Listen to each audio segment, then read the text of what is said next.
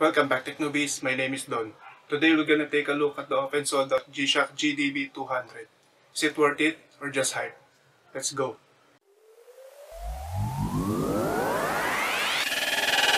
Tech Newbies.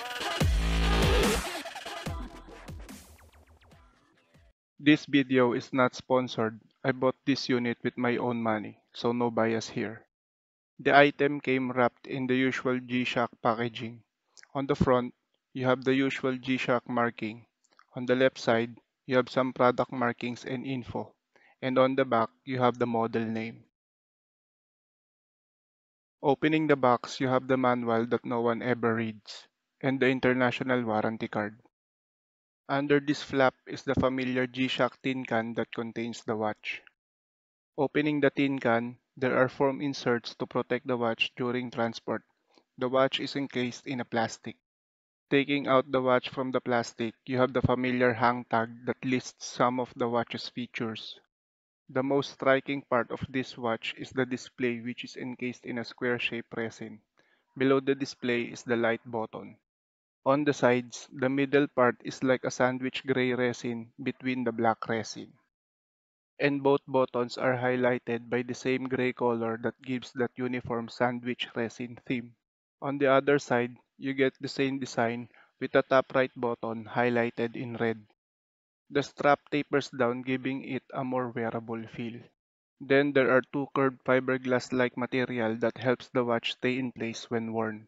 Pushing on the lower left button cycles through the different watch modes like workout, stopwatch, activity summary, notification, and back to timekeeping mode.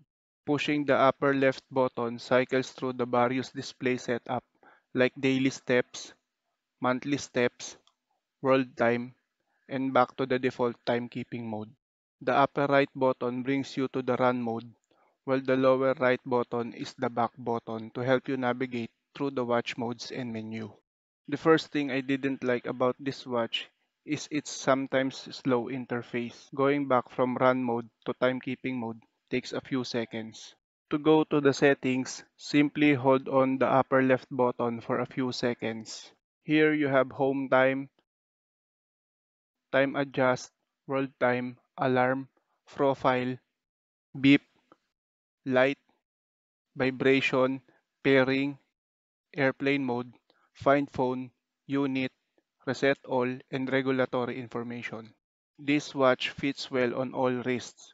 The size is just about right, not too small and not too big and bulky, making it very much wearable even for smaller wrists.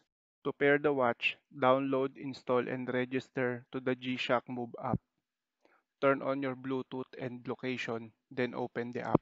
Inside the app, click Add New Watch, then select the model of your watch from the list. On the watch, go to the settings by holding on the upper left button, then scroll to pairing and select it by pressing the upper right button. Then select Connect and wait for the app to pair the watch. On your phone, click Allow Access, then click Pair and wait for the pairing to finish. Then click Close and you are done. On the home screen of the app, you have these details like distance attained, total time, and life log. On the activity screen, you have activity details which is grouped into three tabs: history, plan, and analysis. Clicking on more, you have the settings. And clicking on watch, you have the different settings for the watch. This watch is quite customizable depending on your preference. As mentioned earlier, the interface is sometimes slow, like in deleting workouts or going back from run mode to timekeeping mode. For me, this was quite annoying.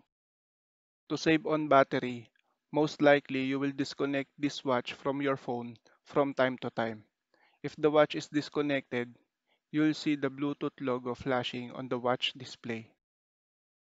To reconnect, turn on location and Bluetooth on your phone. Then open the G-Shock Move app. On the watch, go to the settings by holding down the upper left button, then scroll to time adjustment, then Bluetooth, and wait for it to be reconnected.